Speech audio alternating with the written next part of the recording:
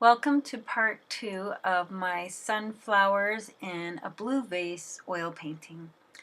So I started this a couple weeks ago, and there's a video of the first half of this painting, and this is the second half.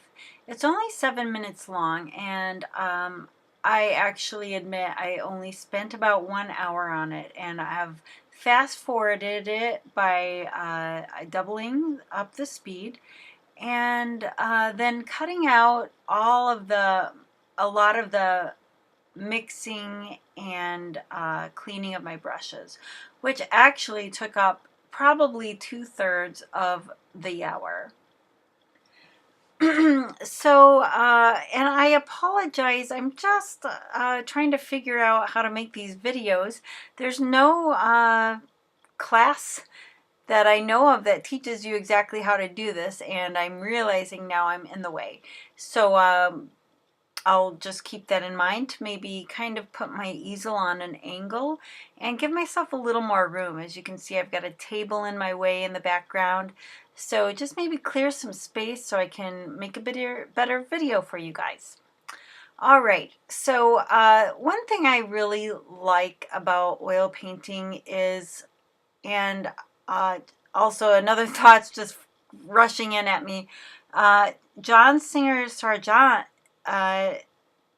is having, well, he is not having, but the Art Institute of Chicago is having an exhibit of his works. And one thing I really love about his work is how some of it seems unfinished when you're close up, but from far away, I mean, it looks almost like photorealism. So how do you achieve that effect? And I know that also a lot of times when I see the stages of a lot of oil painters' works, especially the ones that are not in museums, but I seem to like their work about halfway through, and I don't like it when it's done. And I think that's because a lot of artists really overwork their paintings, and it just takes away from the magic of the painting. I really feel like there's so much that our eyes fill in. It's almost like when you read a book versus the movie, and your imagination just is limited now because the movie takes away all the fun of what you would have imagined the characters to look like, and for the stage and the setting to look like in your head. So I really do feel that's part of the magic of to try to capture when you're painting in oils. So yeah, that's one thing that I'm looking for. I'm also, like I told you, I start out bright, and I actually trying to mute my tones a little bit. One thing that I got in the mail today is a new paint color called Avignon Orange, which seems to be like a transparent earth orange mixed with crimson. And so I actually put that on my palette and put it in the middle of the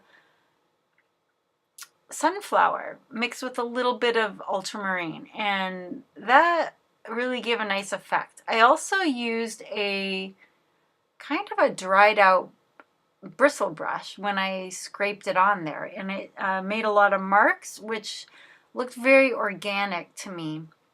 And then I also dragged some of the orange. There was a lot of oranges around the center of the leaves on the original, or the main or center sunflower. So I've got some of that Avignon orange mixed with the yellows.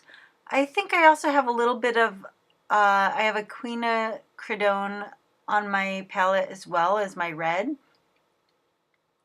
And so you can see with sunflowers, and what I am finding out is that they are not just yellow. I have some greener yellows, as you can see, and then I've got the warmer orange tones. So there's a mix of a little bit of this and that in there. It's not just flat yellow. And that's what really makes it come alive. And especially with all the petals, it's not that you want each of the petals to, like all the blades of grass when you look at a lawn or a landscape to stand out individually, but you do want to give the effect of texture and the light hitting the flower as a whole. And this area on this flower, I could be a little more happy. I really feel like if I had a different brush, it would have turned out better. I feel like this brush is almost too soft. I do like to use a softer brush with my lighter colors though, so they go on thicker overall. But I wish that it would have had a little more stiffness to the brush. Okay, so now I am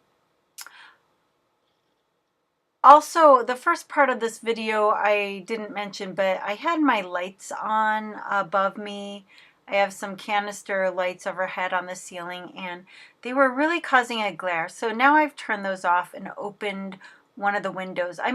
This is a garden level, which is like halfway underground, so the windows are kind of tiny. They don't give as much light as I'd like.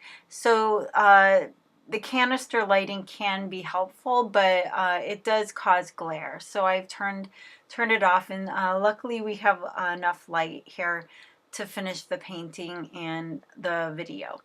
All right, well, I hope you enjoyed this video. If you like it, subscribe, and if you haven't subscribed already to receive more every Tuesday oil paintings, I hope you enjoy. Thanks for watching.